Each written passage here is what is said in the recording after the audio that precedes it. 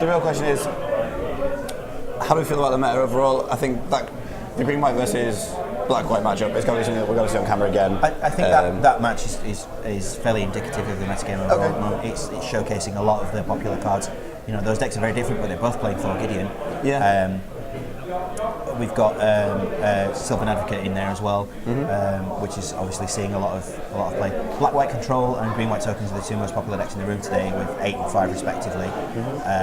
We should also point out that there's Band Company and Band Humans, which could be like rolled into one a little bit and brought up to 5. Different. So we've got a couple of other control decks. I'm glad to see Grixis Control is still alive and kicking. Yeah. It's a deck that I played a lot last season and really enjoyed.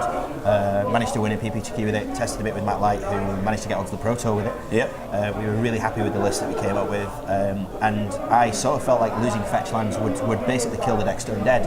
And Craig Stevenson's proven quite nicely for us today that that's not the case. Yes. You know, an awful lot of those lands come into play tapped. You lose a lot of tempo for it, but it's still there. It's still full of really powerful spells. Chandra is just insane. Yeah, well, the deck isn't really Grixis Control. Yeah. It's red-black control, splashing Jace. And I think that's what it always was. Yeah, which is sweet. Don't get me wrong. I quite enjoyed the nature of it, but it's not a traditional Grixis Control. It's not like Muldrifters and Mana Leaks. Well, I mean, the way that Magic's sort of shifted in the last couple of years is removal is more acceptable in terms of counter Magic. I think that's a concession to the new players. Blue-red Ulamog. It's a very strange thing. To be honest, I'm still a fan of the mono blue version that I spent some time with Sam Rolfe helping develop Engulfing Shores. We found that Engulfing Shores was actually a stronger solution than Kozilek's Return a lot of the time. Lands coming down untapped instead of tapped is really big. Not taking damage from Shivan Reef. You don't take any damage from Shivan Reef. I suppose there's a concession to that as well. Not having Chandra, obviously, you know, that's a Chandra's good. Yeah, Chandra allows the blue-red version to attack on a slightly different angle.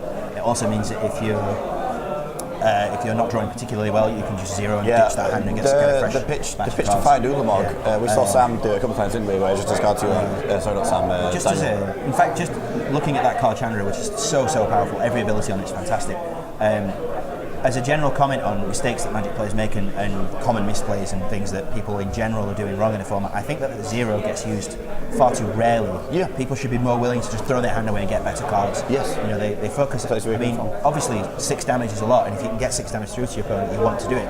But if your opponent's up there on 19, it's going to take you at least 3 or possibly 4 turns to kill them. If your hand's full of rubbish, just get rid of it, get some new cards. Plan on killing them 1 turn later, but do it from a safer position with this really strong hand. Yeah, I can see where you're coming from. So as you can see, the players are standing around behind us waiting for pairings. We're expecting round 5, we'll expect them series.